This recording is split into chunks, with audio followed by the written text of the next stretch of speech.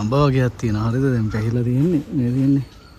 ඔන්න ඔය අඹ ටික කඩන්න කියලා තමයි ලෑස්ති. මේ අඹ කඩන්න මේ පොඩි ගැජට් එකක් හදා ගන්න ඕනේ.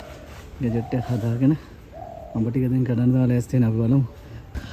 ඉතින් ඉස්සරහ මෙන්න මේ වගේ දිග ලීයක් හොයාගන්න ඕනේ. හරිද?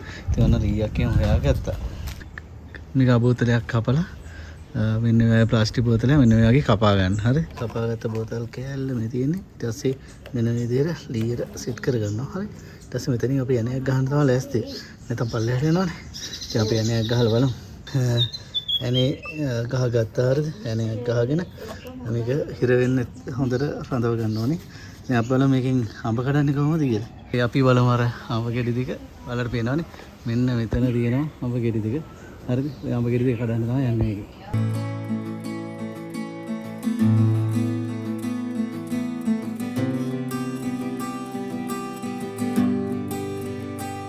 එක අඹයක් කැඩුවා තව එක අඹයක් තියෙනවා. හරිද? අඹ තියෙනවා තව එහා පැත්තේ. මම මේ වල පෙන්නට ගම කඩන්නේ. හරිද? ඔය පොඩි දෙයක්.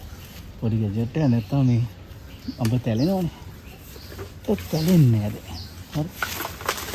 අනිත් අඹ ගෙඩියත් ගන්නවා. මේ අඹ ගෙඩිය. හරි. පේනවද අඹේ? හරිද?